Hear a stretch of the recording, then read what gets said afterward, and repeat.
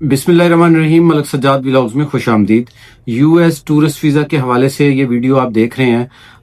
गुज़िश्ता रोज़ जो है अल्हम्दुलिल्लाह हमारे 2 फैमिलीज़ जो हैं उनके वीज़े जो हैं वो अप्रूव हुए थे, जबकि एक जो फैमिली है उनका वीज़ा रिजेक्ट हुआ था। जब किसी बंदे का वीज़ा रिजेक्ट होता है तो यकीनन वो बड़ा डिसहार्ड हो जाता है, बड़ा परेशान हो जाता है। मेरे अपने भी ज़िंदगी में बहुत सारे वीज़े जो हैं वो रिजेक्ट हुए हैं।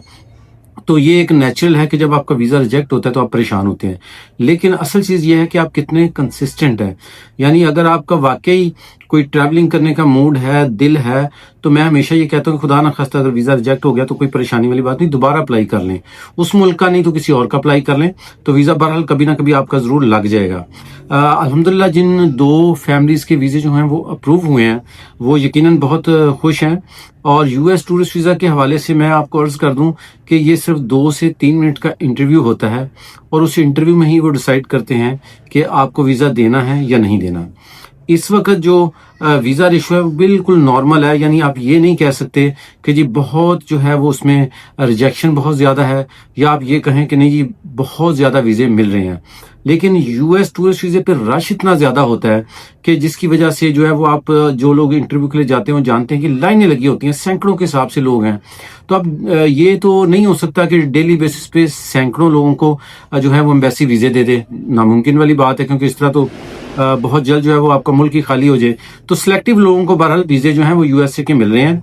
यूएस टूरिस्ट वीज़ा अगर आपने अप्लाई करना तो ये बात जहन में रखें कि ये वो वाहिद वीज़ा है जिसमें ना आपको बैंक स्टेटमेंट चाहिए, ना आपको सैलरी स्लिप चाहिए, ना कोई एनओसी चाहिए, ना कोई टैक्स रिटर्न चाहिए, ना आपको कोई प्रॉपर्टी के डॉक्यूमेंट्स चाहिए, और सिर्फ 55,500 आप पे करते हैं, जो कि बैंक अल्फला में आजकल पे होते हैं, और आईडी कार्ड और पासपोर्ट की बेस के ऊपर आप वीज़ा जो है वो अप्लाई करते हैं।